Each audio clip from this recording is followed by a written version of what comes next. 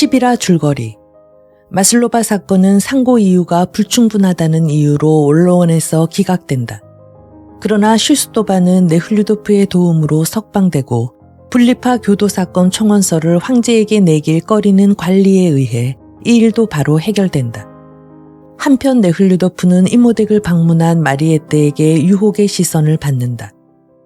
네흘류도프는 관리나 상류계급의 사람들이 무고한 사람들의 고생에 대한 염려보다는 오직 사회의 위험인자를 없애 현재 상태를 유지하는 데만 관심이 있다는 사실을 깨닫는다.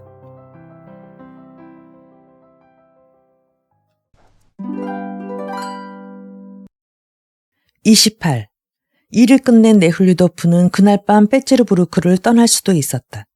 그러나 그는 마리에또와 오늘 저녁 극장에서 만나기로 한 약속을 생각하고 실상은 가야 할 별다른 이유가 없는 줄 알면서도 자신의 약속은 지켜야 한다는 그럴듯한 이유를 붙이며 나가기로 했다. 내가 유혹에 지지 않을 수 있는가? 그는 언뜻 이런 생각을 했다. 어디 마지막으로 한 번 더 나를 시험해보자. 연미복으로 갈아입은 네흘류도프는 한없이 재공연되는 춘희의 제2막이 공연되고 있는 시각에 극장에 도착하였다. 무대에서는 외국에서 온 여배우가 폐병으로 죽어가는 장면을 새로운 연출로 연기하고 있었다. 극장은 초만원이었다. 마리에트의 좌석을 묻자 안내인은 곧 정중하게 안내해줬다.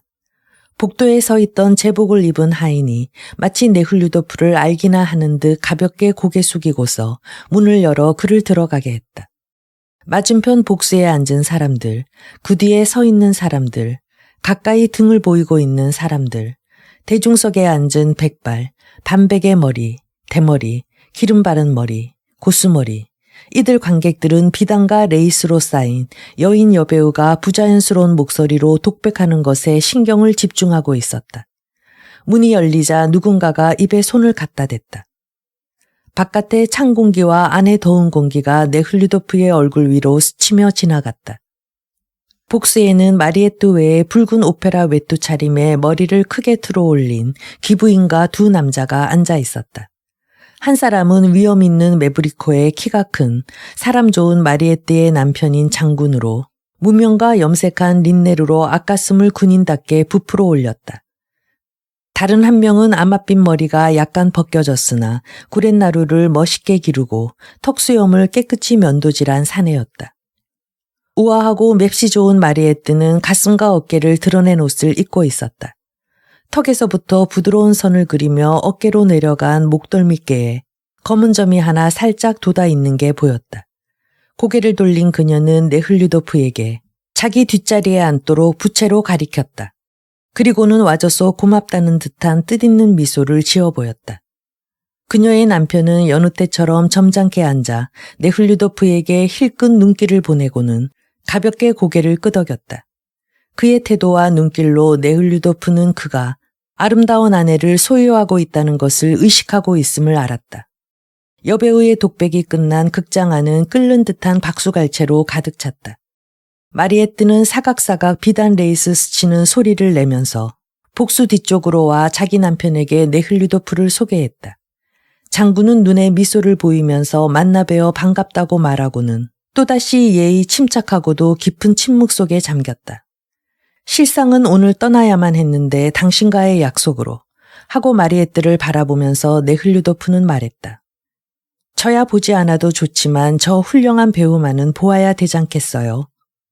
네흘류도프의 말한 의미에 따라 이렇게 마리에트는 대답했다. 마지막 장면은 정말 멋있었죠. 하고 마리에트는 남편에게 얼굴을 돌리며 말했다. 남편은 동의하는 듯했다. 하지만 내겐 별 감흥이 없군요. 네흘류도프는 말했다. 너무 가엾은 사람들을 오늘 많이 보았기 때문에. 자, 앉으셔서 말씀을 들려주세요. 이야기를 듣는 남편의 표정은 비웃는 듯 엷은 웃음을 띠고 있었다. 오늘 저는 오랫동안 감방에 갇혀 있다가 얼마 전에야 겨우 풀려나온 한 여자를 만났습니다. 완전한 허탈 상태에 있더군요. 바로 당신께 말씀드렸던 바로 그 여자 말이에요. 마리에트가 남편을 보며 말했다. 아, 그렇습니까? 석방해 줄 수 있어 저 역시 기쁘게 생각했습니다. 그는 침착하게 고개를 끄덕이며 말하였으나 네훌류도프는 비웃는 듯한 미소가 그의 윗수염 밑에 어려 있음을 알고 있었다. 잠깐 담배 좀 피우고 오겠습니다. 네훌류도프는 마리에뜨가 무언가 할 얘기가 있다고 하던 용건을 꺼내기를 기다렸으나 그녀는 아무 말도 하지 않고 또 말을 꺼낼 생각도 하지 않고 있는 듯했다. 그녀는 연극에 대해 농담조로 이야기하면서 이 연극이 네훌류도프에게 큰 감명을 줄 것이라고 했다. 네훌류도프에게 있어 예전에 모든 것을 싸고 있던 미의 베일이 이젠 완전히 거쳐진 건 아니나 이 베일 밑의 정체는 알게 되었다. 그는 그녀의 아름다움에 매혹되기는 하였으나 수천의 사람들의 생명과 눈물을 대신하여 자기의 직위를 밟아 올린 남편과 함께 생활하며 그러면서도 그런 사실에 대해 조금도 개의치 않는 거짓된 여자임을 알았다. 어제 말한 그녀의 말도 거짓말이었다. 무엇 때문에 그런 말을 했는지 그녀도 그도 몰랐다. 하지만 그녀가 그의 마음에 사랑의 불꽃이 타오르기를 바라는 것만은 틀림없었다. 네훌류도프는 그녀에게 매혹을 느끼기도 했으나 한편 불쾌한 감정도 없지 않았다. 그는 돌아가려고 모자에 손을 대었으면서도 주저하였다. 그러나 그녀의 남편이 마치 네훌류도프의 존재 같은 건 보이지도 않는다는 듯이 담배 냄새를 풍기면서 의시대듯 복수로와 경멸하듯한 눈길로 자기를 보자 그는 열린 문이 닫히기 전에 얼른 그 자리를 빠져 복도로 나갔다. 그리고서 외투를 찾아 받아들고 극장 밖으로 나와 걸음을 옮겼다. 네프스키 거리를 지나 집 쪽으로 걸어가는 도중에 네훌류도프는 자기 앞에서 걸어가고 있는 맵시 좋고 키 큰 화려한 옷차림의 여성이 얼핏 눈에 띄었다. 넓은 아스팔트의 포도 위를 천천히 거닐고 있는 그녀의 표정은 자신의 얼굴과 몸에 대해 자신을 가지고 있는 듯했다. 앞서가는 사람들이 모두 그녀를 흘끔 뒤돌아보며 갔다. 네훌류도프는 바쁜 듯 그녀 곁을 지나 앞질러 가다 자기도 모르게 그녀를 뒤돌아보았다. 짙은 화장을 한 아름다운 얼굴이었다. 네훌류도프와 눈길이 마주치자 그 여자는 눈을 빛내며 미소를 보였다. 순간 네훌류도프는 어처구니 없게도 마리에뜨가 생각났다. 그것은 조금 전 극장에서 느꼈던 감정과 똑같은 매력과 불쾌감을 동시에 맛보았기 때문이었다. 네훌류도프는 당황하여 걸음을 서두르면서 자신에게 화를 내며 모르스카야 거리로 꺾어들었다. 해변으로 나오자 그는 순경이 의아하게 여길 만큼 서성댔다. 극장에 갔을 때 그녀도 아까 거리에서 본 여자와 같은 미소를 줬었다. 하고 그는 생각했다. 똑같은 미소다. 차이가 있다면 좀 전의 여자는 생각이 있으면 사세요. 아니면 그냥 가시고요. 하고 솔직하게 말하는 것이요. 마리에뜨는 마치 자기가 그런 건 생각에도 없으며 오직 고상하고 세련된 생활 속에 살고 있다고 말하지만 실상 그 밑바닥은 똑같은 것이다. 이쪽은 솔직하기나 하지 저쪽은 허위투성이다. 더구나 이 여자는 가난 때문이나 저 여자는 추하고 불쾌한 욕망을 즐기기 위해서인 것이다. 이쪽 거리의 여자는 목마른 사람들에게 주는 더러운 물 같은 것이지만 극장에 앉아있던 그 여자는 자기에게 걸려드는 사람들을 어느 사이엔가 죽게 만드는 동물 같은 존재인 것이다. 네훌류도프는 다시 귀족 회장의 부인과 있었던 깨끗이 못했던 관계를 떠올렸다. 부끄러움이 솟았다. 인간 속에 잠재해 있는 야수성은 좋지 않은 것이야. 그것이 드러나질 때 인간의 높은 정신적인 차원으로 이를 멀리함으로써 올바른 자세를 가질 수가 있는 것이다. 그러나 겉껍질만의 미와 시적인 감정 속에 둘러싸여 있는 야수성이 타인의 존경을 바라게 될 때에는 인간은 야수성 속에서 빠져 성과 악의 명백한 구별을 하지 못하게 된다. 그건 정말 무서운 일이다. 하고 생각했다. 지금의 네훌류도프에게는 이러한 사실이 궁정이나 초소한의 병사, 요새, 강, 배, 증권거래소를 보듯 뚜렷하게 인식되었다. 이제 이 땅에 휴식을 내리는 어둠도 없고 그저 어슴푸레하고 막연하기만 한 방향을 알 수 없는 빛이 남아있는 듯이 네훌류도프에게 안식을 주는 무지의 어둠은 그날 밤 그에게는 이미 사라지고 없었다. 세상의 것들은 이제 명백해졌다. 이제껏 훌륭하다고 여긴 것들은 고개를 외면할 성질의 것들이었고 이러한 현란한 색깔과 사치스러운 것들은 무사람들의 습관이 되어 있으며 과거로부터 쌓여진 죄를 감추고 당장 벌도 받지 않을 뿐만 아니라 오히려 인간의 아름다움으로 장식되고 있다는 것이 명백했다. 네훌류도프는 이런 것들을 보고 싶지 않았다. 그러나 벌써 보았다. 빼째르부르크 위에 덮여있는 빛의 광원을 보지 못하듯이 이 모든 것을 계시해준 빛의 근원을 보지 못했으나 또 이 빛은 어슴푸레하고 불쾌하게 여겨졌으나 그는 이 빛에 의해 계시된 것을 보지 않을 수 없었다. 그는 기쁨을 느꼈으나 동시에 불안을 느꼈다. 29. 네훌류도프는 모스크바에 도착하자마자 우선 원로원 의원의 원판결의 인정으로 말미암아 시베리아행이 불가피하다는 언짢은 소식을 마슬로바에게 알려주기 위해 감옥 부속병원으로 급히 찾아갔다. 그는 마슬로바의 서명을 받기 위해 변호사가 써준 황제에게 보내는 청원서를 주머니에 넣어 가지고 가나 별로 기대하지는 않았다. 또 이상하게도 네훌류도프는 그것을 원하지도 않았다. 그는 이제껏 시베리아에서의 유형수들과 도형수들과의 생활만을 생각해와 만일 마슬로바가 무죄가 됐을 경우 자기와 그녀의 생활을 어떻게 정리해야 할지 모를 정도였다. 그는 미국 작가 토로가 얘기했던 미국의 노예제도가 존재하고 있을 무렵 이 제도가 합법화되고 정당화된 국가의 선량한 시민들의 유일한 안식처는 오직 감옥뿐이라는 말을 상기했다. 옳은 말이다. 오늘날 러시아의 선량한 시민이 쉴 유일한 곳은 감옥뿐이다. 그는 생각했다. 그가 탄 마차가 감옥의 군내로 가까이 다가감에 따라 그는 더욱 이 말을 실감했다. 병원 수의는 그를 먼저 알아보고 마슬로바는 이곳에 있지 않다고 일러주었다. 그럼 어디로 갔습니까? 다시 감옥으로 갔습니다. 뭐 때문인가요? 그런 여자란. 하고 수의는 한껏 경멸의 빛을 띠고 말했다. 조수하고 말썽을 부려서 의사장이 도로 보냈지요. 마슬로바의 정신 상태가 자기 마음에 이렇게 커다란 비중을 차지할 줄은 몰랐다. 수의의 말은 그를 놀라게 했다. 전혀 뜻밖의 불길한 소식을 들었을 때 느끼는 그런 기분이었다. 괴로웠다. 그가 이 말을 들었을 때의 첫 느낌은 수치였다. 그녀의 정신적인 개혁이 이루어져 간다고 내심 적이 안심하였던 자기가 우스꽝스럽게 여겨졌다. 자기의 희생을 받고 싶지 않다고 하던 그녀의 말도, 비난도, 눈물도 모두 이왕이면 더 그럴듯하게 자기를 난처하게 하려는 타락한 여자의 재주 같게만 느껴졌다. 그러고 보니 자기가 마지막으로 면회했을 때 수희가 말하는 바와 같은 그런 희망 없는 타락의 징조가 엿보이는 듯도 했다. 모자를 쓰고 병원 밖으로 걸음을 옮기는 네훌류도프의 머릿속에 이런 생각이 지나갔다. 앞으로는 어떻게 할까? 그는 자기 자신에게 물었다. 난 그녀와 이어져 있는 것인가? 그녀의 이런 행동으로 난 벗어난 것인가? 그러나 이 질문을 자신에게 던진 순간 그가 만일 부담 없이 그녀를 돌보지 않던가 한다면 자기가 벌을 주려는 여자는 벌을 받지 않고 오히려 자신에게 벌 주는 결과일 뿐이라고 생각했다.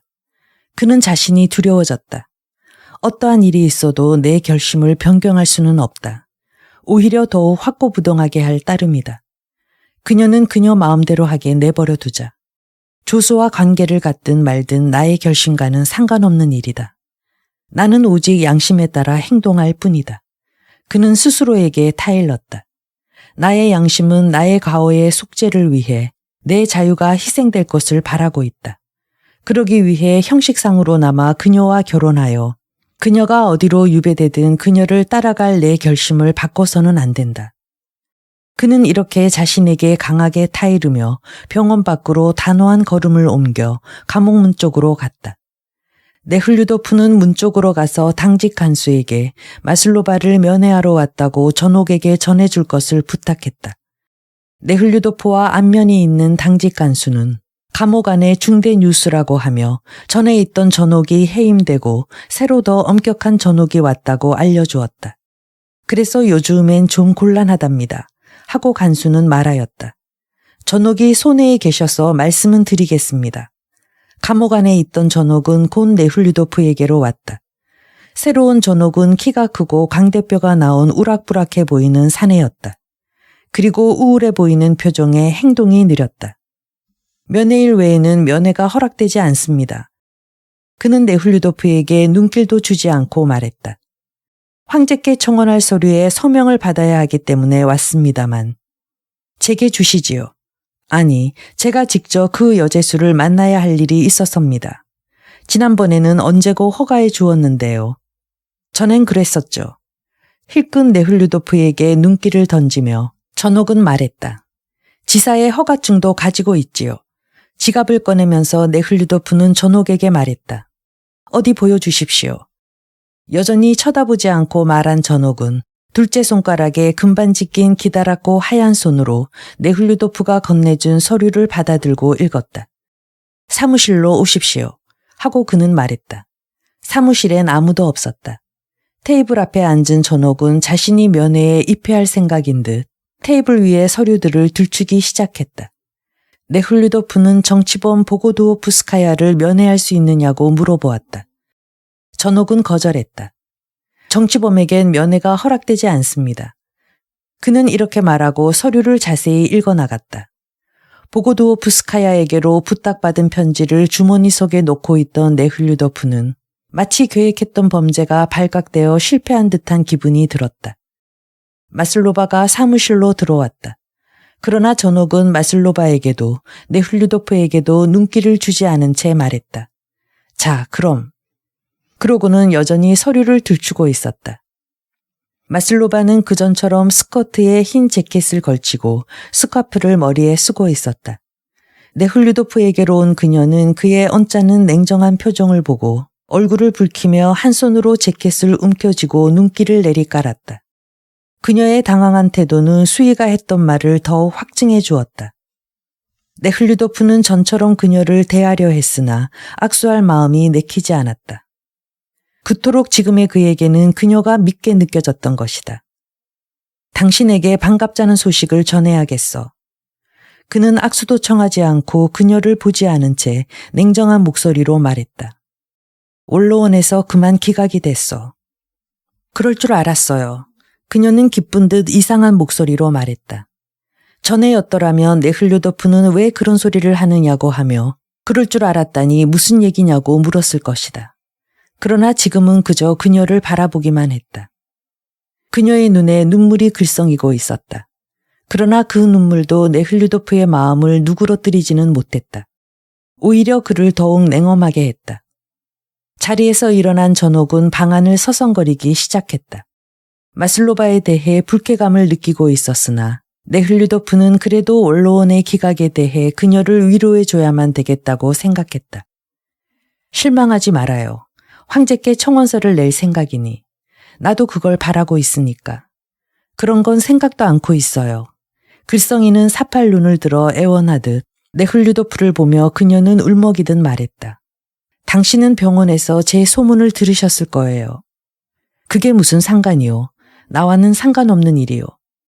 입맛살을 찌푸리며 그는 무미곤조하게 말했다. 그녀가 병원 이야기를 꺼내자 겨우 진정시켜가던 자신의 손상된 긍지로 인한 냉정함이 네훌류도프의 마음속에서 다시 고개를 들었다.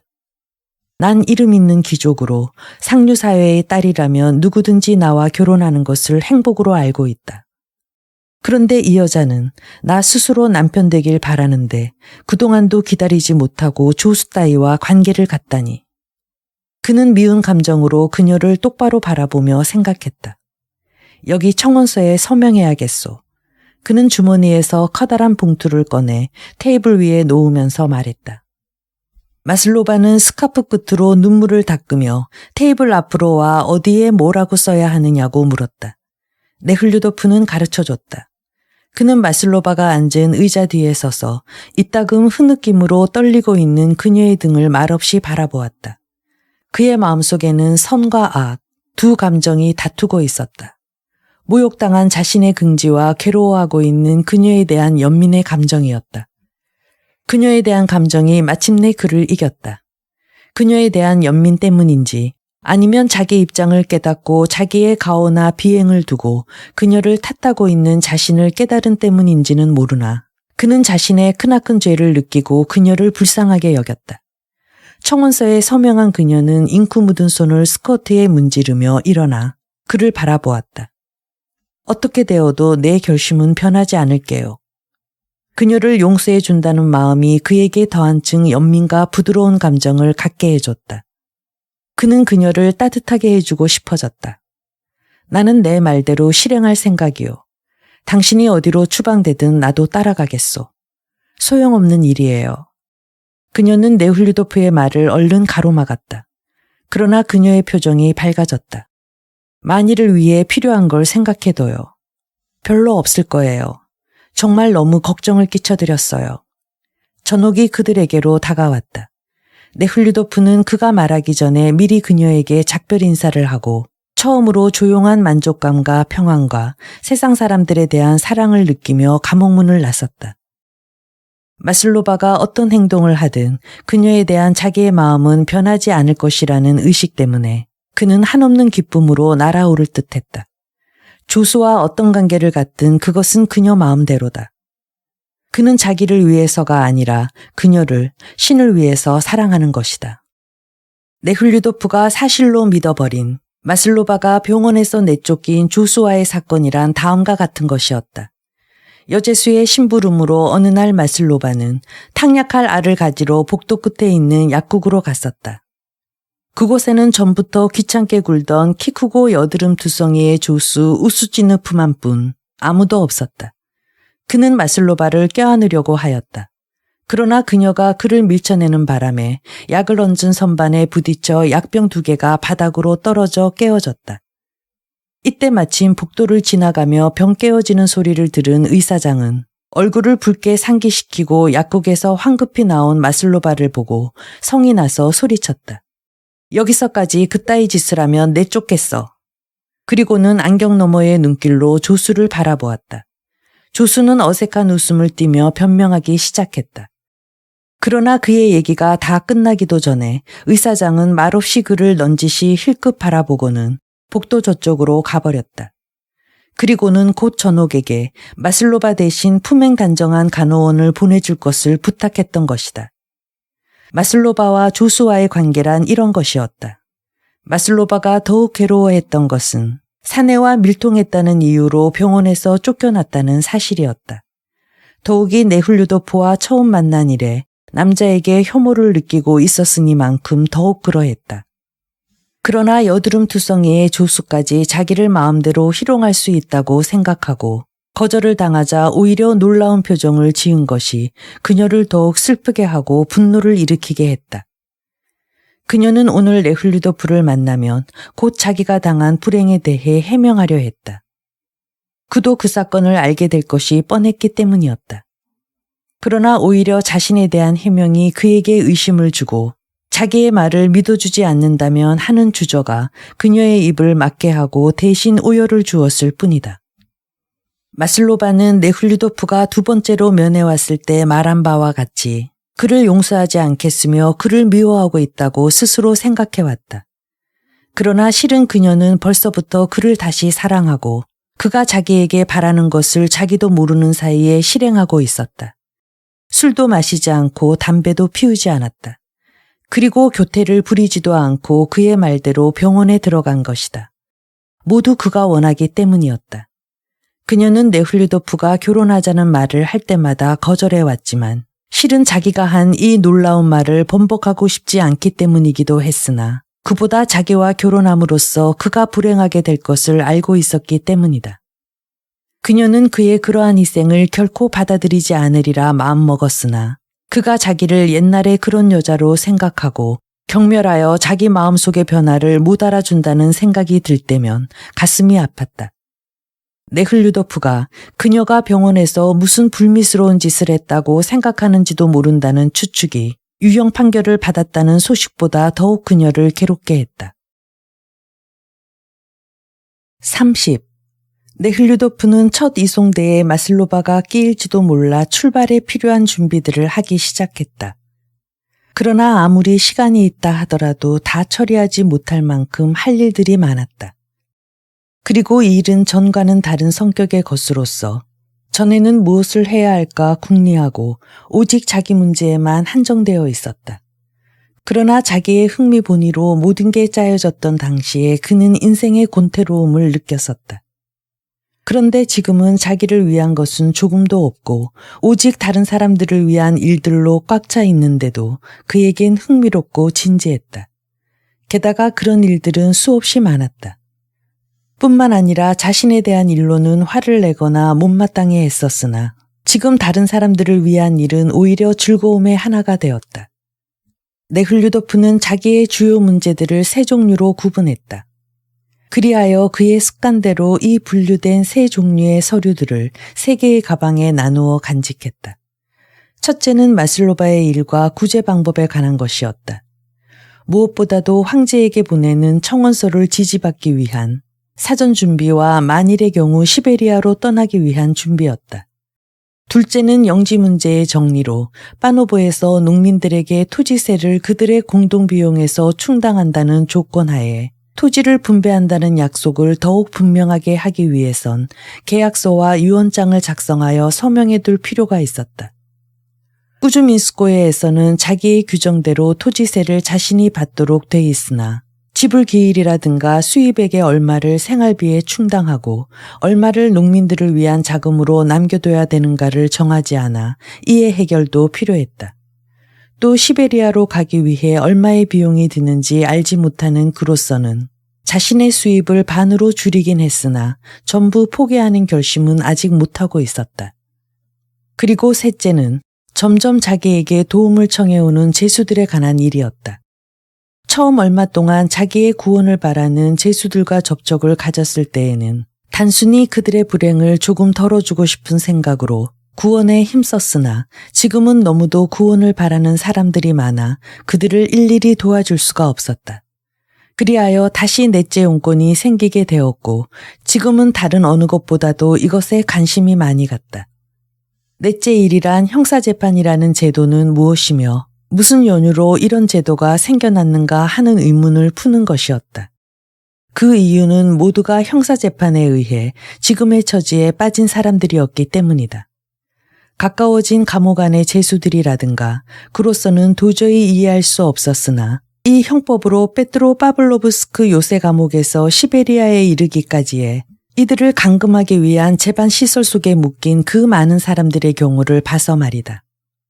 네흘류도프는 제수들과 가진 교류에서 또 변호사며 전옥, 사제가 들려준 이야기와 제수들의 수기 등을 보고 일반 범죄자로 불리는 이들을 5종류로 나눌 수 있다고 결론지었다.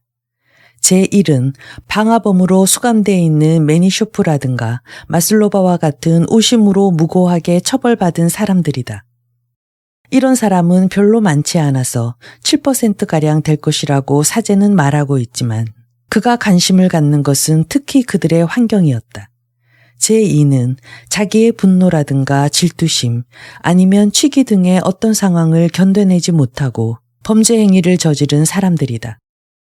이런 부류의 사람들은 전체 범죄자의 과반수를 차지하고 있으며 사실 이들을 재판하여 구형하는 재판관들도 그러한 상황에 처하게 된다면 역시 그런 행위를 저질렀을 것이 분명했다.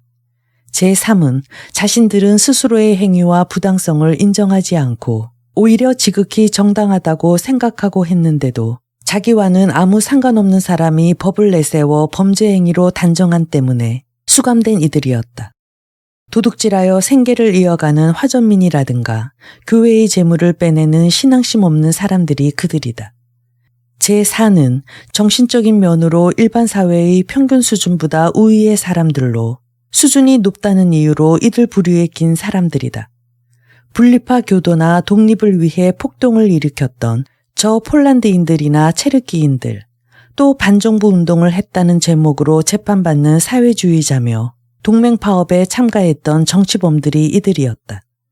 이 중엔 사회의 상류계급에 속하는 사람들도 적지 않았다. 그리고 제5는 범죄자의 사회에 대한 죄보다 오히려 이들에 대한 사회의 책임이 더 크게 생각되는 사람들이었다. 돗자리를 훔쳐 들어온 젊은이를 위시해서 네흘류도프가 감옥에 드나들면서 만날 수 있었던 수백 명의 사람들이 이러했다. 그들은 사회에서 외면당하고 유혹과 질서 속에서 자기의 올바른 판단을 잃은 사람들이었다. 사회가 이들로 하여금 죄를 범하게끔 사회규율의 테두리 밖으로 이들을 몰아낸 것이다. 네흘류도프가 본 바로는 근래 알게 된 몇 사람의 절도자와 살인자들의 대부분이 이에 속했다. 또한 이탈리아학파 법률학자들이 새로운 범죄형이라고 하며 이들이야말로 형법이나 형벌에 의해 마땅히 처벌돼야 한다고 주장하는 네hl류도프가 접근했던 이들 무절제하고 타락된 사람들도 이에 속했다. 물론 앞서도 말했듯이 이들 타락한 사람들의 범죄는 역시 사회 책임이 크다고 생각했다. 그렇다고 해서 사회가 직접적인 잘못이 있다는 것은 아니다. 이들의 세대 이전에, 다시 말해 이들의 부모나 그 조상들의 잘못이 있는 것이다.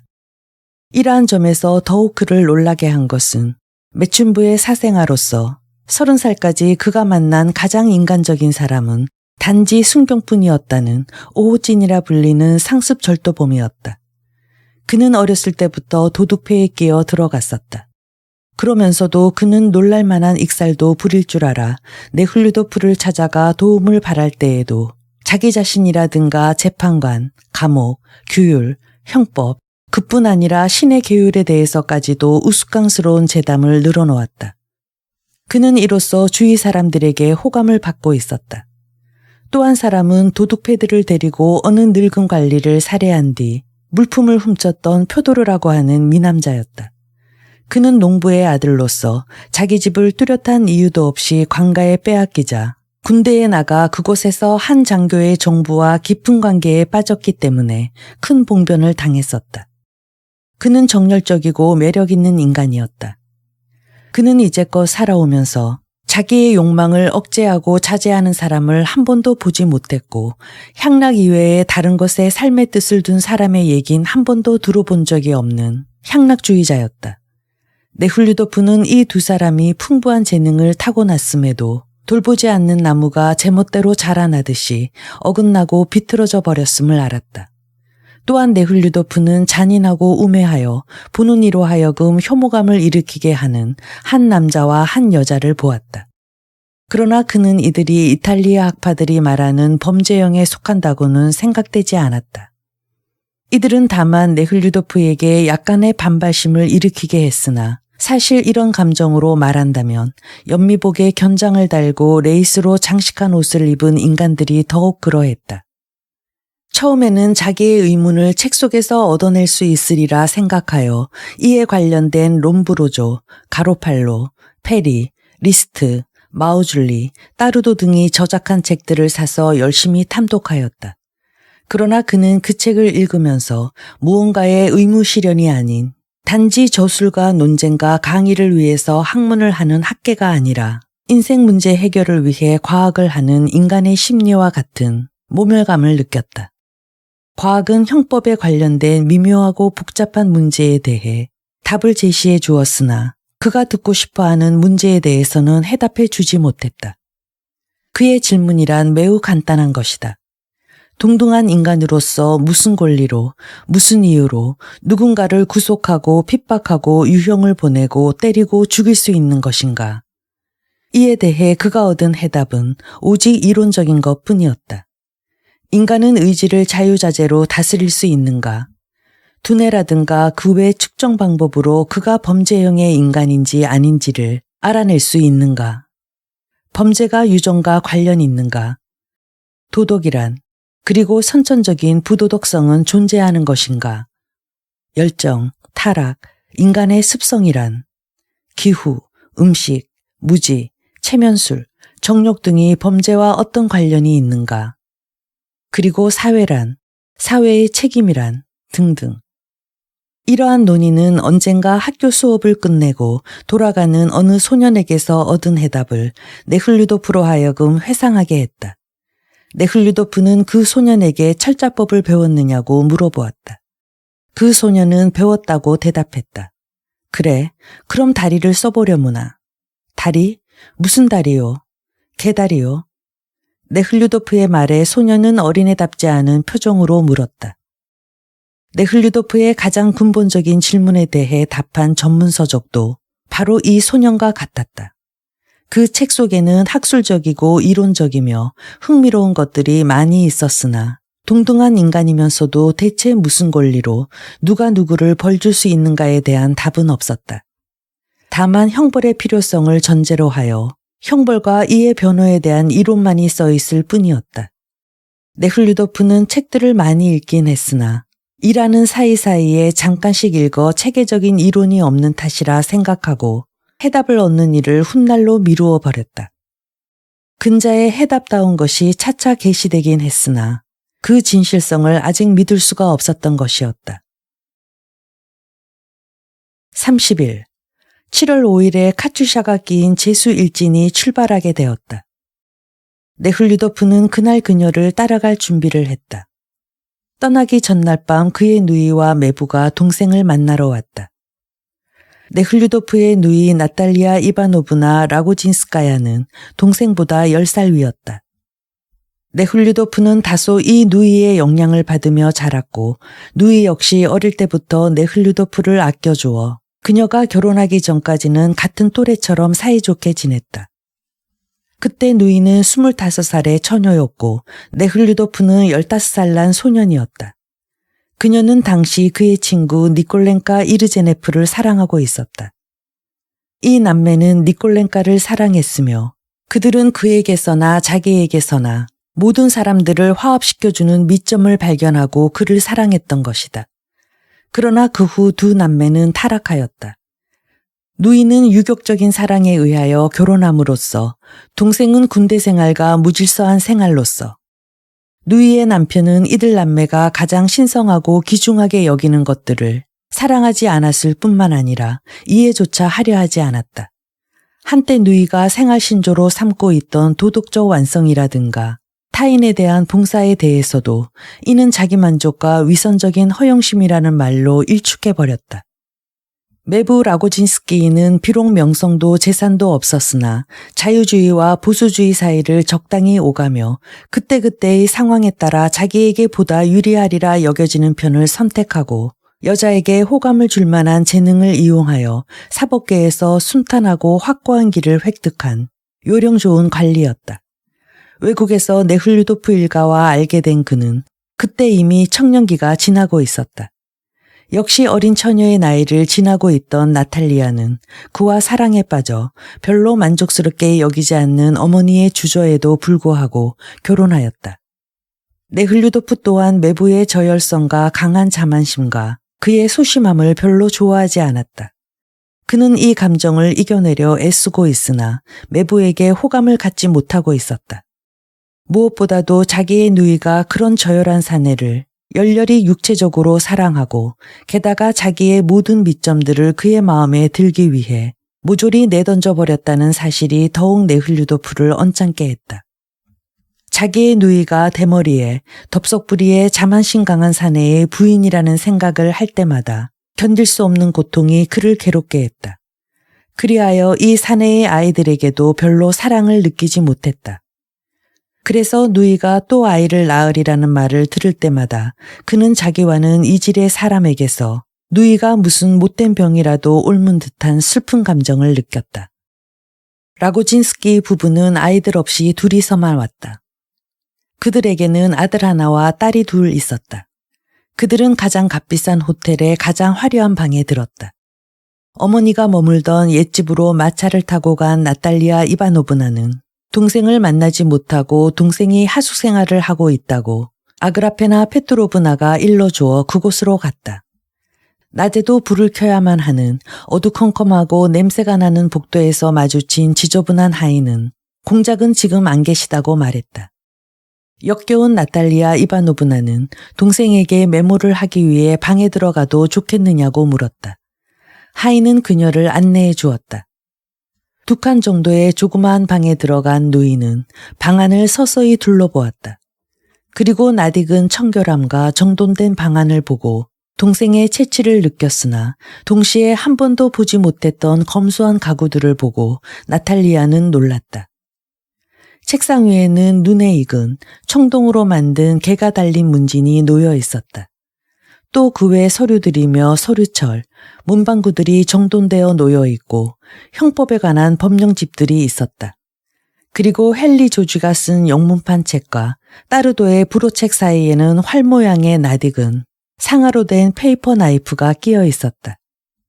그녀는 책상 앞 걸상에 앉아서 오늘 꼭 호텔로 와달라는 메모를 하고는 눈으로 본 동생의 변화된 생활에 대해 어이없어하며 호텔로 돌아왔다.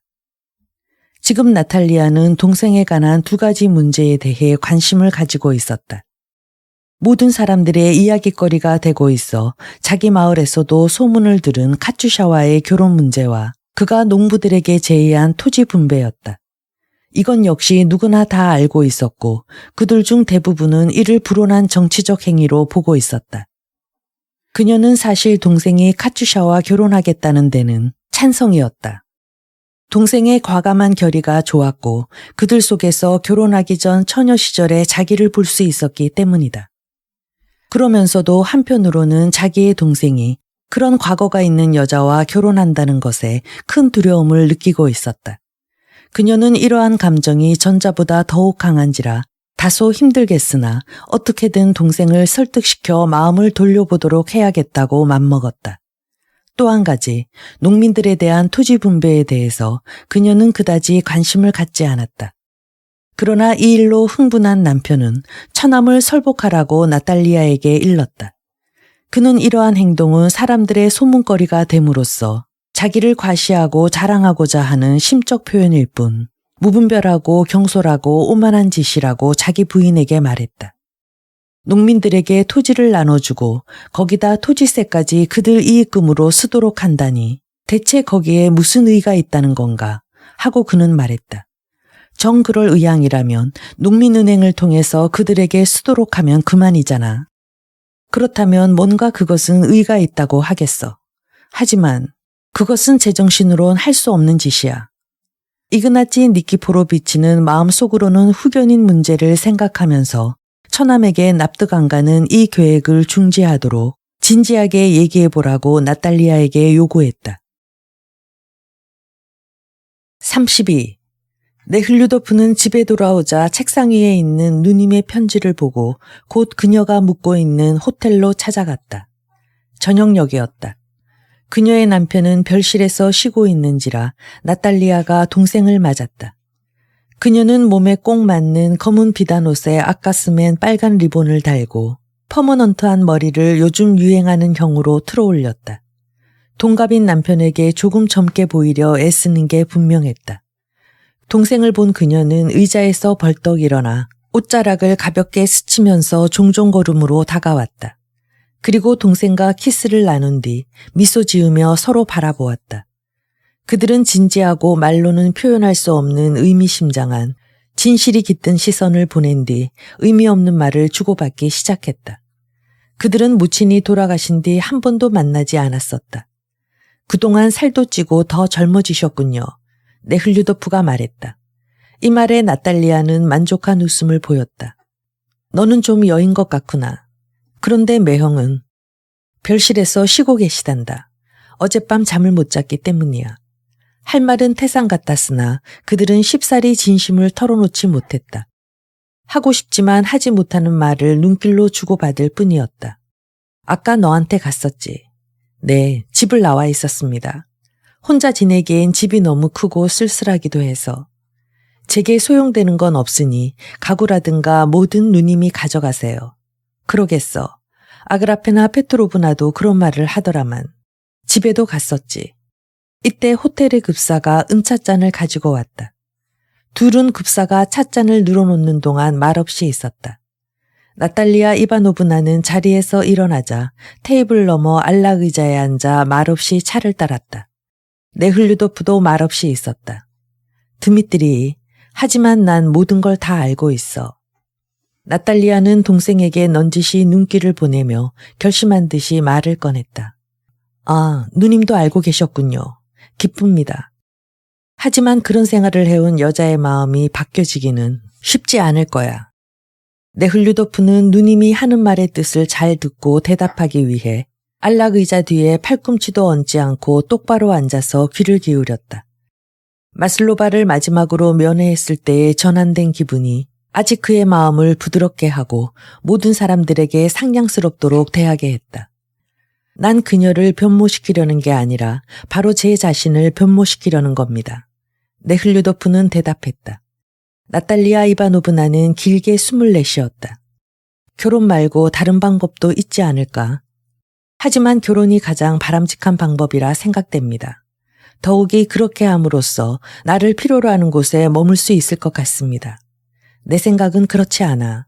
그녀는 말했다. 그게 너의 행복이라고는 생각되지 않는구나. 하지만 지금의 문제는 제 행복이 아닙니다. 물론, 하지만 그 여자에게 양심이 있다면 행복을 바랄 순 없어. 정말 그런 건 바랄 수도 없을 거야. 그 여잔 바라지 않습니다. 내 말 알겠어. 하지만 산다는 게 도대체 뭡니까? 그건 좀 더 다른 것을 바라는 것이다. 우리가 해야 할 당연한 것을 바랄 뿐 그 외 아무것도 요구하지 않습니다. 눈 가장자리며 입가에 잔주름이 잡혀 있으나 아직도 젊음을 잃지 않은 누님의 얼굴을 바라보면서 네흘류도프는 대답하였다. 글쎄다. 한숨을 내쉬며 누님은 말했다. 아, 어쩌면 이렇게도 변할 수 있을까. 네흘류도프는 누님이 결혼하기 이전에 가졌던 부드럽고 상냥했던 마음씨를 회상하면서 이런 생각을 했다. 이때 그녀의 남편 라고진스키가 여느 때처럼 고개를 똑바로 위로 쳐들고 가슴을 활짝 편 채 안경과 대머리와 검은 구렛나루를 빛내면서 가벼운 걸음걸이로 방으로 들어왔다. 그는 어색하게 의식적으로 강조하면서 말했다. 결혼한 뒤 처음 얼마 동안 그들은 서로 자네라고 거리낌 없는 호칭을 쓰려 노력했으나 결국 당신이라는 말투로 굳어버리고 말았다. 그들은 악수를 나누었다. 라고진스키는 안락 의자에 앉았다. 얘기하는데 방해가 되지 않겠는지요? 아니, 난 내가 말하고 행동하는 걸 누구에게도 감추고 싶지 않습니다. 그의 얼굴과 털복숭이의 손, 그리고 잠옷 너그러운 듯한 자신 있는 말투를 듣자 네흘류도프의 부드러운 기분은 사라졌다.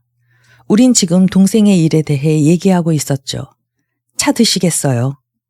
찻잔을 집으면서 그녀는 말했다. 오, 그 계획이 뭔지 들려주시지 않겠습니까? 제수들과 시베리아에 갈 생각입니다. 그들 중에 내가 과오를 저질렀던 여자가 끼어 있었어요. 제가 들은 바로는 따라가는 게 아니고 그 이상 더 중대한 일이 있다고 하던데요. 그렇습니다. 만일 그녀가 승낙한다면 그녀와 결혼할 생각입니다. 그래요. 제겐 이해되지 않는군요. 못하다면 그 이유를 말씀해 주시지 않겠습니까? 이유란 다시 말해 그녀가 타락하기 시작한 첫 계기가 네흘류도프는 뭐라 표현해야 할지 적절한 말이 떠오르지 않아 짜증스러웠다. 글쎄요. 한마디로 내가 받은 벌을 그녀가 대신 받았다는 겁니다. 벌을 받았다면 그 여자도 죄가 없는 것만은 아닐 텐데요. 아닙니다. 그녀에겐 죄가 전혀 없습니다. 네흘류도프는 저도 모르게 흥분하여 사건의 경위를 이야기했다.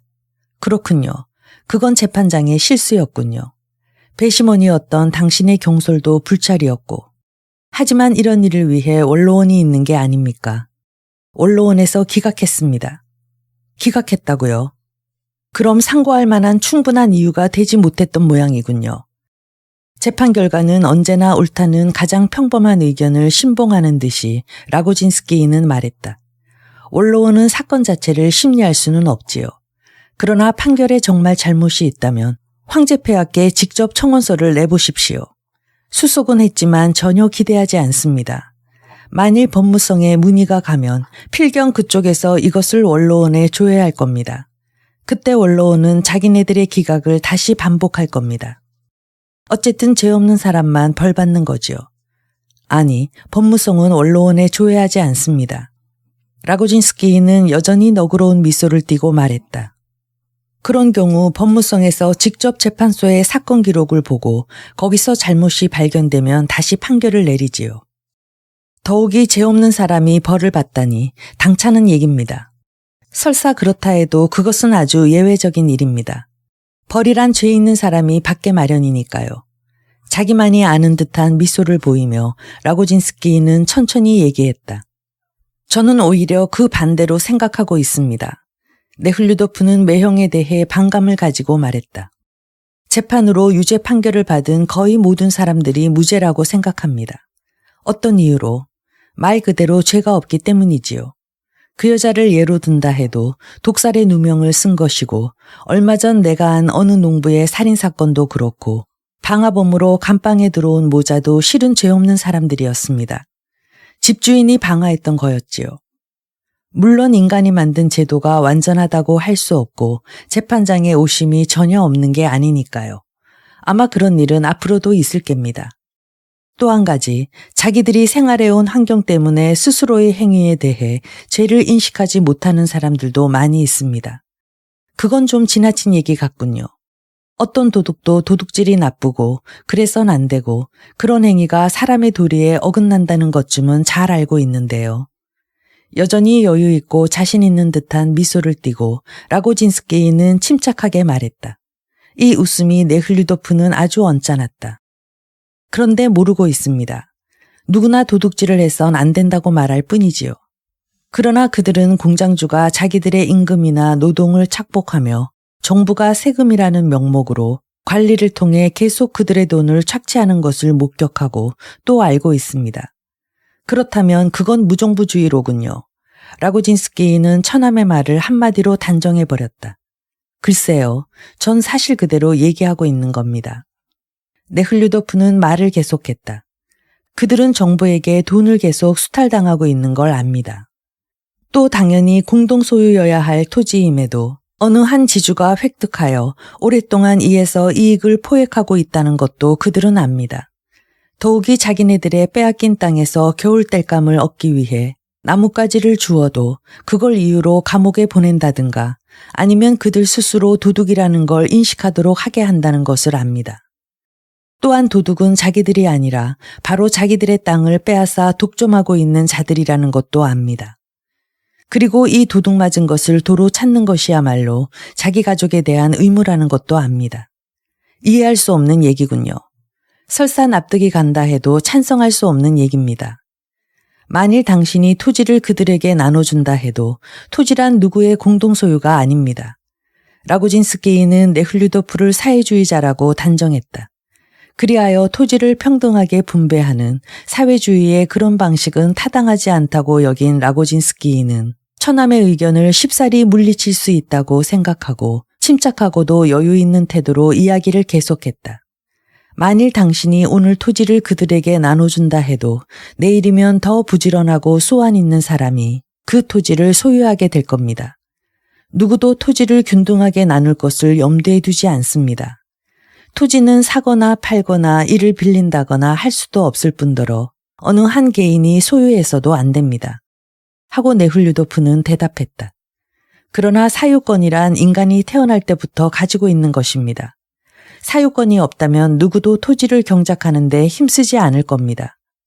사유권이 없다면 아마 문명이 없는 야만 시대로 되돌아갈 겁니다. 토지 사유에 대한 욕망은 곧 토지가 필요하기 때문이라고 하는 의견을 라고진스키는 잠옷 권위자다운 어투로 되풀이했다. 정반대죠. 균등한 토지 분배는 오늘날처럼 지주라는 인간들이 건초 위에 누워있는 개처럼 아무런 노동도 하지 않으면서 능력 있고 부지런한 농부에게 토지를 사용하지 못하게 하거나 토지를 그대로 방치해 둔다거나 하는 일을 없게 할 겁니다. 드미트리 이바노비치, 그건 제정신이 아닌 사람의 행동입니다.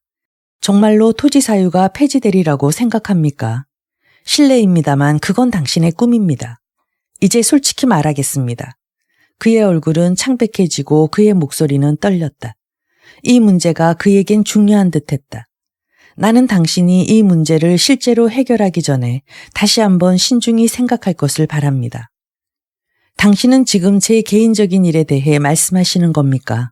바로 그렇습니다. 우리는 자기가 가지고 있는 특정 지위에 맞는 의무를 행해야 합니다. 우리들은 우리가 태어나서 조상으로부터 물려받은 생활 환경을 유지하고 이것을 우리 후손들에게 물려줄 의무가 있습니다. 그러나 나의 의무는 잠깐만, 라고진스키는 상대방의 이야기가 채 끝나기도 전에 자기의 말을 계속했다. 나는 지금 나 자신이나 나의 아이들을 위해서 하는 얘기가 아닙니다.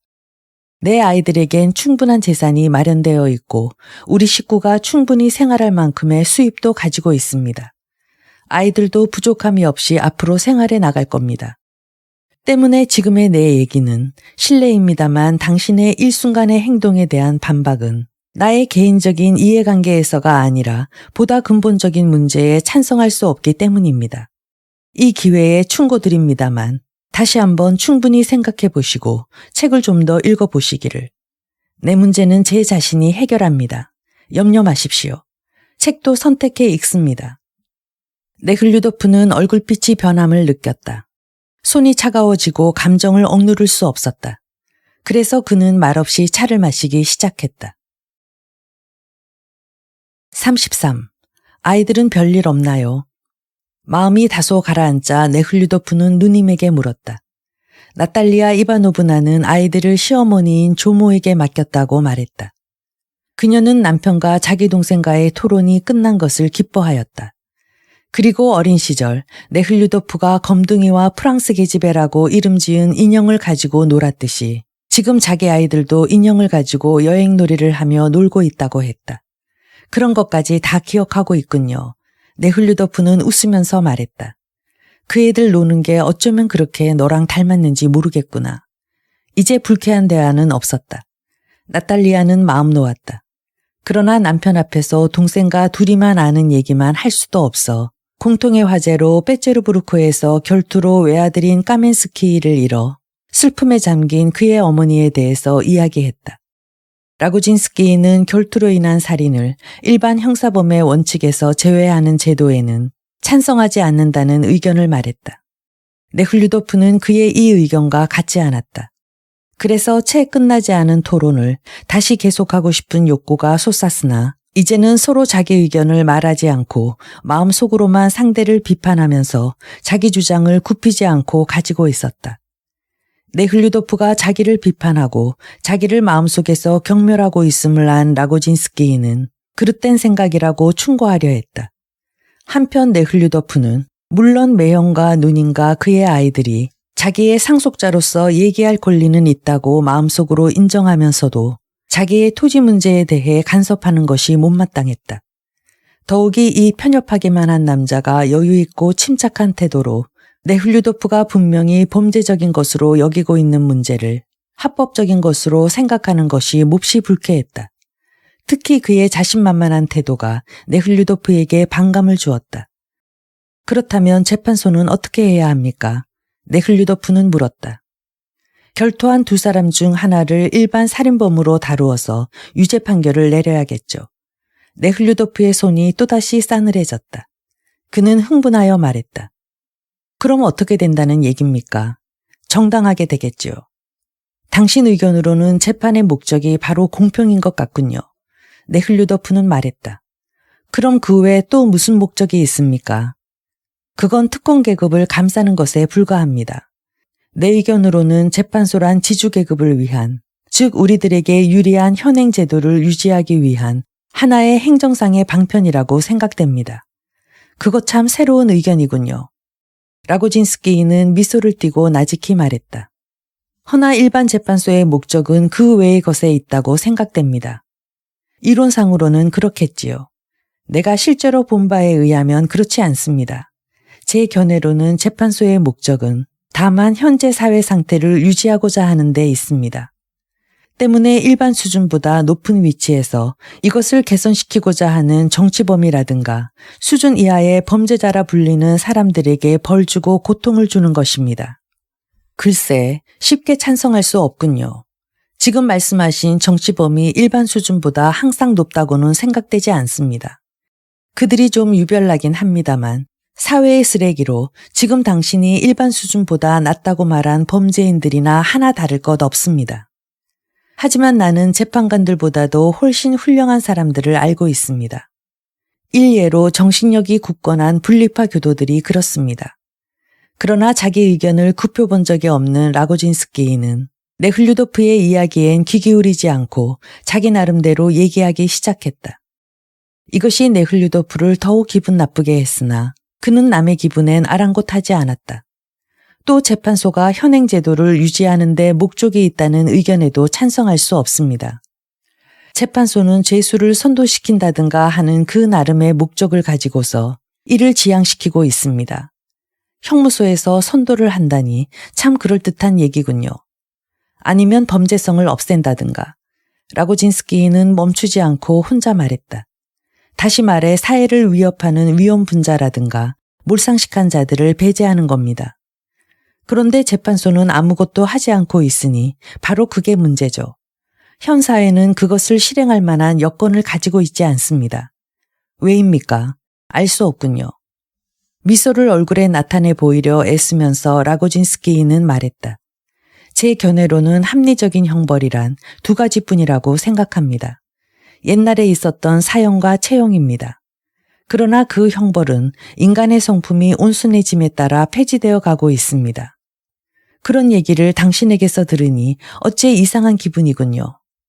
또 인간을 벌주어 다시는 그 같은 일을 하지 않도록 하거나 사회의 위험 분자들을 없애는 것도 현명한 방법일 겁니다.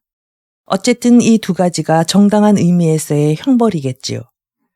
하지만 뚜렷하게 하는 일 없이 무의도식하는 탈선한 자들을 감옥에, 그것도 먹는다는데 별다른 의미도 없는 환경 속에서 가두어 가장 타락한 인간들과 같이 어울리게 하는데 대체 무슨 의미가 있습니까? 더욱이 한 사람 앞에 500루블씩이나 관비를 들여 툴라현에서 일쿠투스크로 아니면 꾸르스카야에서 어느 현으로 이송하다니 그건 또 무슨 의미가 있습니까? 하지만 모두들 이 관비 여행을 두려워하고 있습니다. 그리고 만일 이런 관비 여행이나 감옥이 없다면 우린 한시도 맘 놓고 있지 못할 거요. 그렇다고 형무소가 우리들의 안전을 보장해 준다고는 할 수 없습니다. 그들이 늙도록 한평생을 그 감방에서 사는 건 아니니까요. 더욱이 이런 제도는 더욱 그들을 탈선시키고 악하게 만들어 위험을 날로 초래할 뿐입니다. 그렇다면 당신은 형무소 제도를 더욱 엄격히 해야 된다는 얘기입니까? 그건 불가능합니다. 형무소 제도를 완전하게 하기 위해선 국민교육 향상에 쓰는 비용보다 더 많은 돈이 들기 때문에 백성들에게 새로운 부담만 주게 될 뿐이지요. 그렇다고 제도상의 결함으로 재판소의 불필요성을 내세울 수는 없습니다. 라고진스키는 종전처럼 다시 네훌류도프의 얘기는 들으려 하지 않고 줄곧 짓거렸다.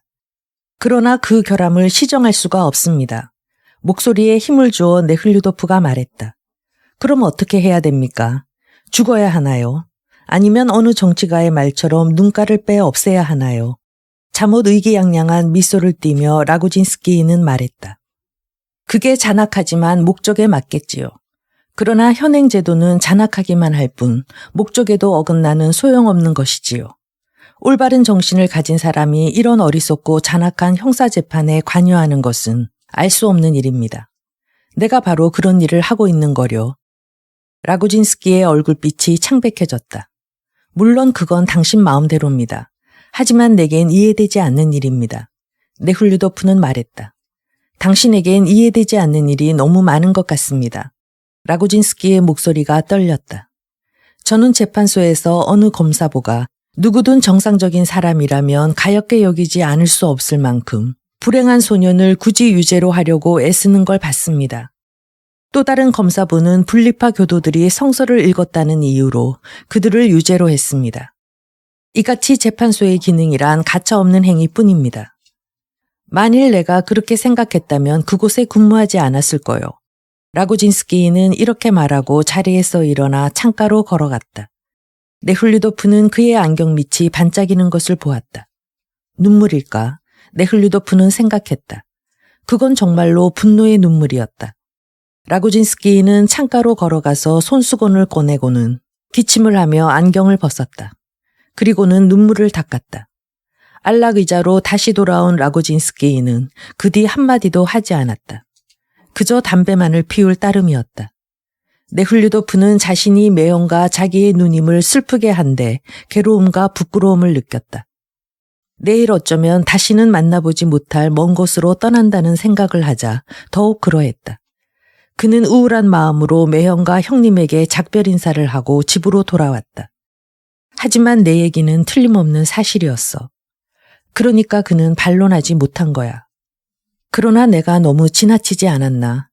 불쾌하다 하여 그를 모욕하고 누님까지 슬프게 했으니. 나 역시 옛날과 마찬가지로군. 네훌류도프는 이렇게 생각했다. 34. 네흘류도프는 12시 전에 형무소로 갈 수 있도록 서둘렀다. 마슬로바도 끼인 제수 1단이 3시에 역을 출발하기 때문에 형무소에서 그들이 나오는 것을 기다렸다가 같이 역으로 가기 위해서였다. 그는 서류와 짐을 챙기다가 눈에 띈 자기 일기를 집어들고 여기저기를 읽어보았다. 그리고 마지막 쓴 일기 부분을 되풀이해 읽었다. 그것은 그가 빼츠르부르크로 떠나기 바로 직전에 쓴 내용이었다. 네흘류도프는 이렇게 쓰고 있었다. 카투샤는 오직 자기만 희생되기를 바란다. 아, 그녀도 나도 이긴 것이다. 무엇보다도 두려운 사실이지만 그녀 마음속에 변화가 온 것이다. 이것이 무엇보다도 기쁘다.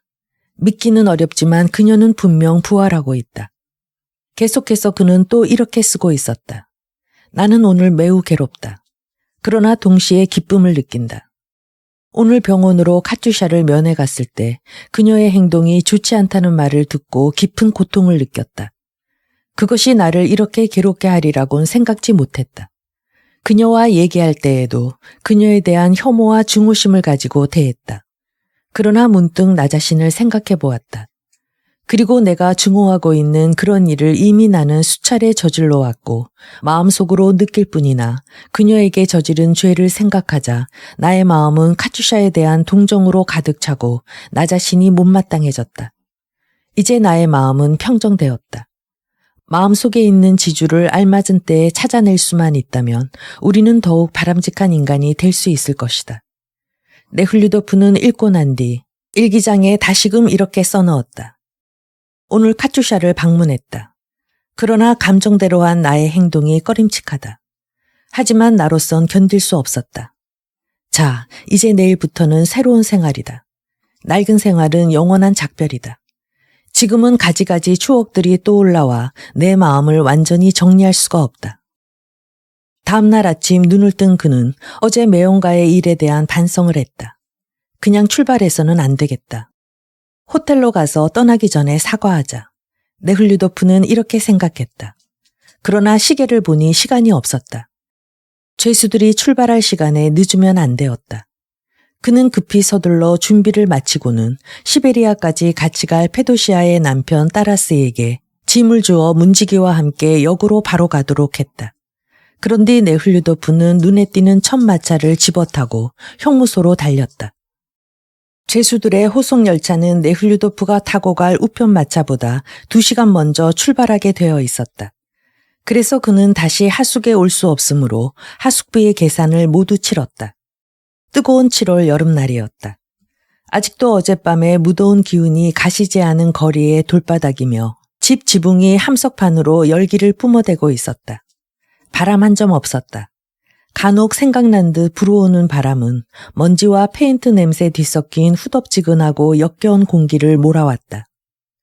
거리엔 오가는 사람도 별로 없었다. 그들은 그늘진 지붕 밑으로 걸어가고 있었다.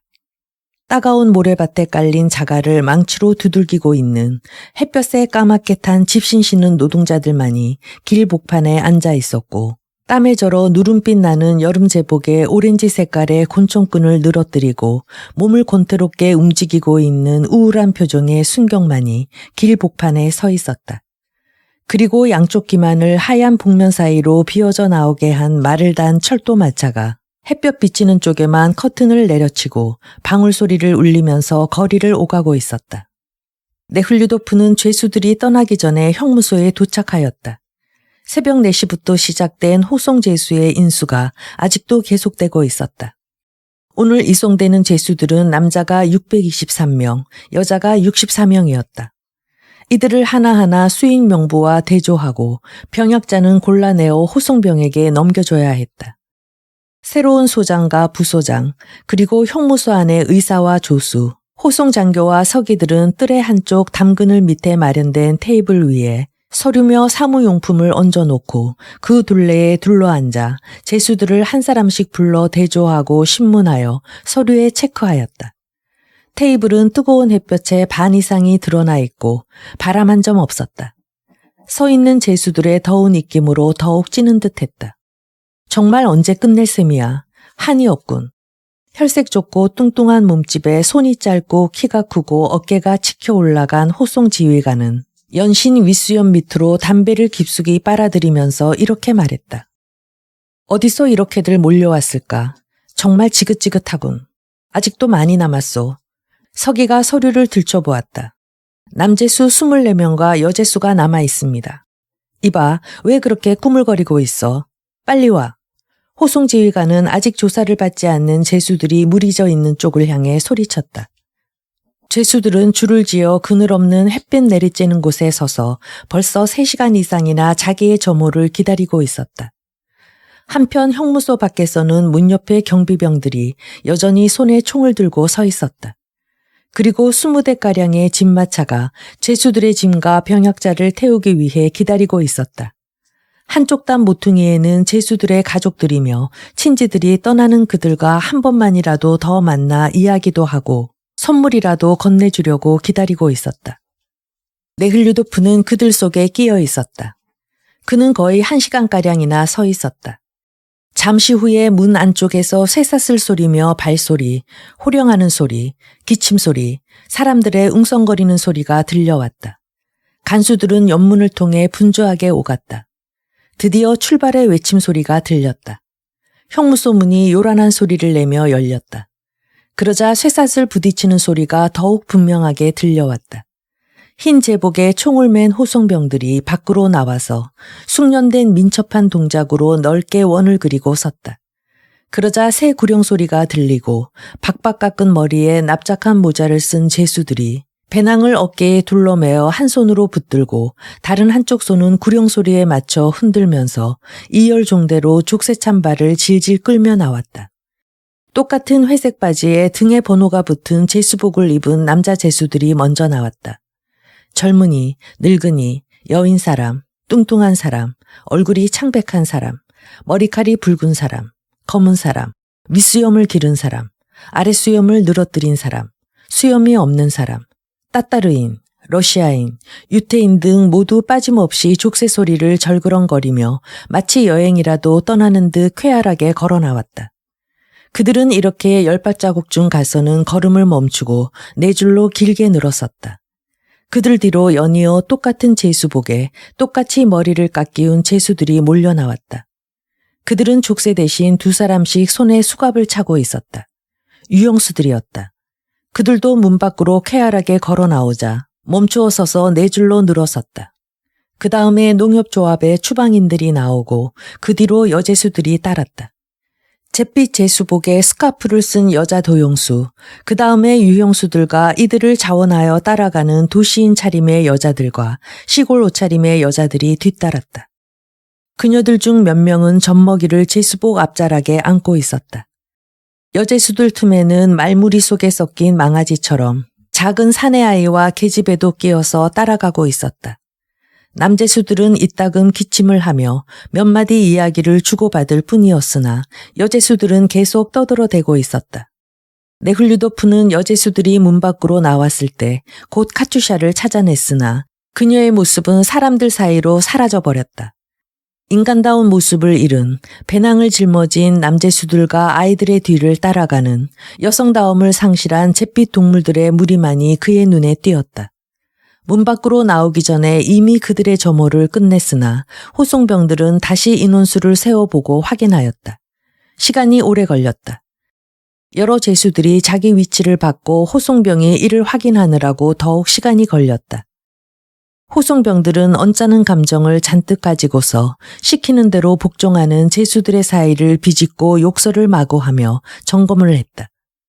인원수를 확인한 뒤 호령 지휘관이 무엇라고 호령을 하자 죄수들의 무리는 갑자기 혼란 속에 휩싸였다.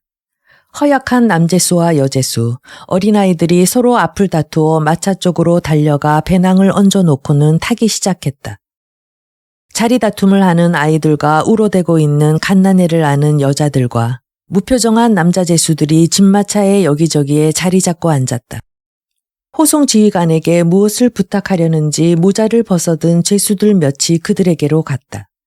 네흘류도프가 뒤에 한 얘기지만 자기들을 집마차에 태워줄 것을 요청했다고 한다. 그러나 그들은 쳐다보지도 않고 담배만 피우고 있던 호송 지휘관이 갑자기 그들의 박박 깎은 머리 위로 짧은 손을 내둘렀다. 죄수들은 자기들을 때리는 줄 알고 저마다 고개를 피하고 비켜섰다. 정말로 소원대로 해줄까? 정말로 말야. 너 정도면 걸어갈 수도 있어. 한 장교가 외쳤다. 그는 다만 족쇄 찬발을 가누지 못하는 키가 크고 여인 노인만을 마차에 태우게 했다. 그 노인은 납작한 모자를 벗더니 성호를 그으면서 마차 있는 곳으로 가 마차를 타려 했으나 그의 앙상한 다리에 걸린 쇠사슬이 무거워 발을 들 수가 없었다. 때마침 마차에 타고 있던 시골 아낙네가 노인의 손을 잡아 끌어 도와주는 광경을 네흘류도프는 보았다. 집마차는 배낭과 허가를 받아 탄 죄수들로 가득 찼다.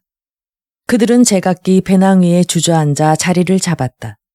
일을 마친 호송 지휘관은 군모를 벗더니 자기의 이마와 대머리와 붉고 살찐 뒷덜미에 땀을 닦고는 성호를 그었다. 그리고는 앞으로 갓 하고 호령을 했다. 호송병들이 일제히 총을 절그럭거렸다. 죄수들은 모자를 벗고 성호를 그었다.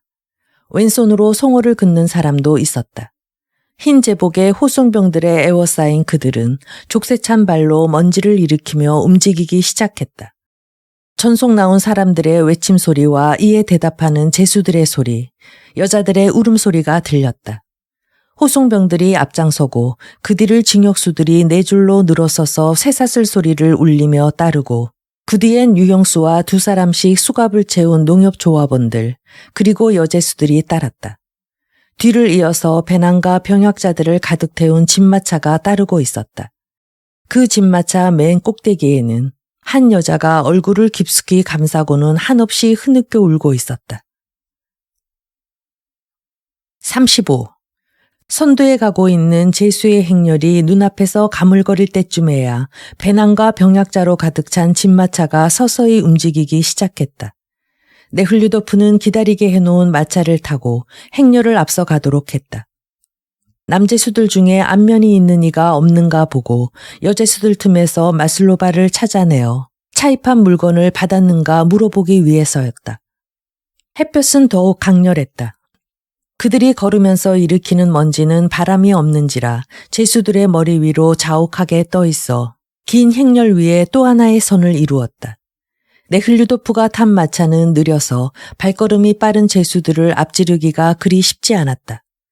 똑같은 복장에 똑같이 족쇄를 채운 낯설고 기이하기만 한 이들 무리는 수천 개의 발을 맞춰 걸으면서 마치 자기를 격려시키기라도 하는 듯 빈손을 흔들면서 굽이굽이 줄을 이어나갔다.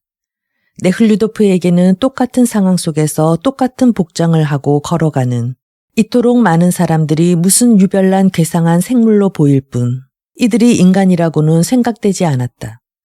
그러나 그들 행렬 속에서 살인범 표도르를 발견하고 유형수 속에서 항상 유머 있는 호호찡과 자기의 도움을 청해왔던 불황인을 발견하고 네흘류도프의 뇌리에서 이러한 인상은 사라졌다.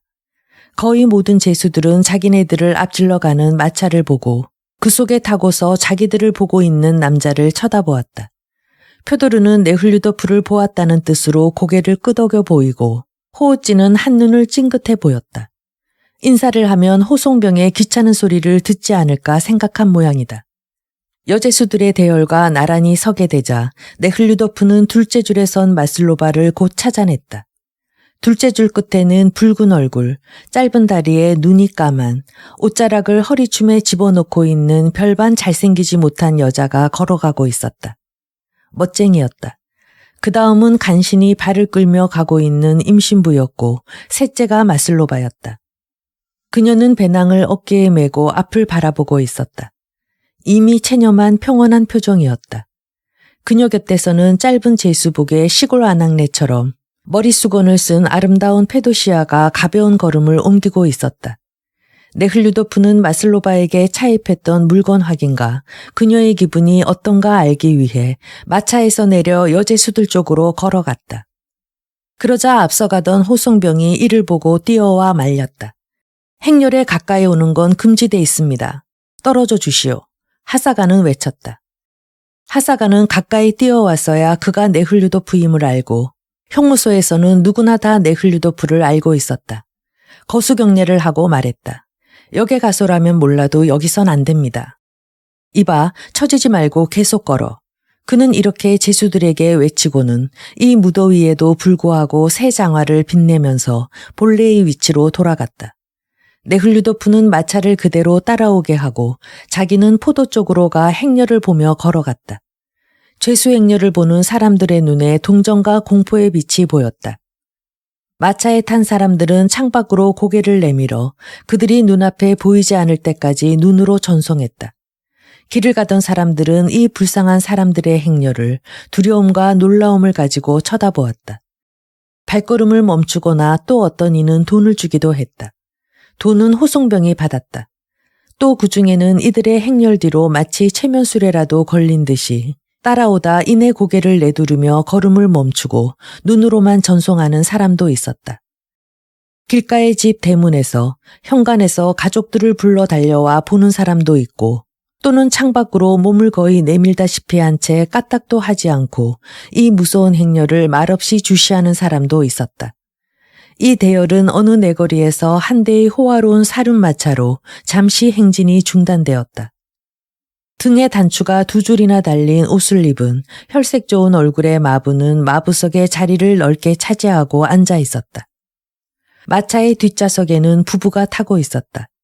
남편은 실크 모자에 엷은 빛깔의 비싸 보이는 여름 코트를 입고 있었고 창백하고 여인 부인은 밝은 빛깔의 모자를 쓰고 화려한 파라솔을 손에 들고 있었다. 그리고 그들 맞은편에는 아마빛 머리를 길게 늘어뜨리고 무늬 있는 파라솔을 손에 든 귀여운 소녀와 긴 리본이 달린 수병모를 쓴 목이 가늘고 강대뼈가 붉어져 나온 8살가량의 소년이 앉아 있었다.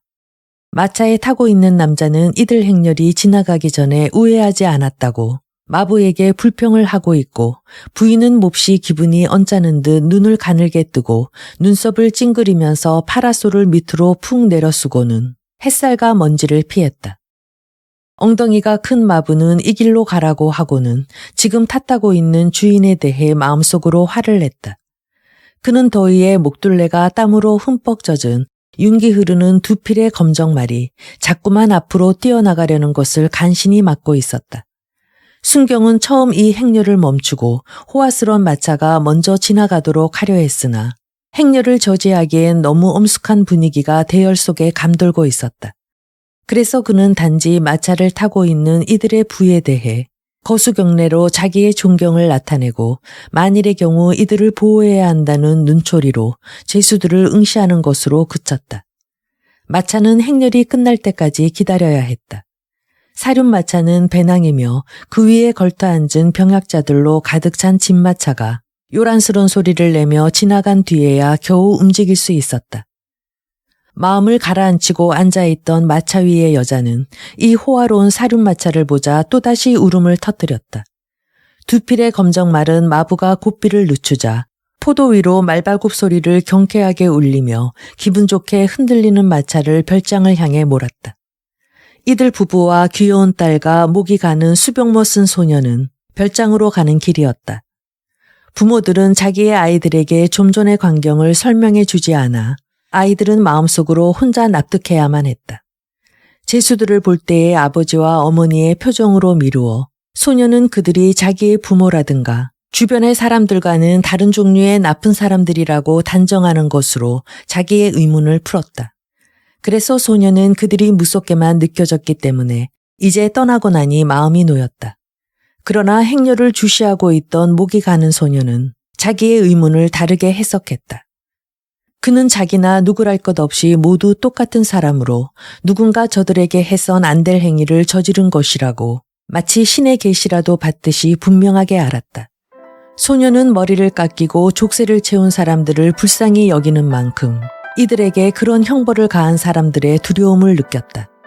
그 때문에 금방 울음이라도 터질 것 같았으나 이런 때 그런 이유로 운다는 건 부끄러운 일이라고 생각하고 눈물을 이겨내려 애썼다.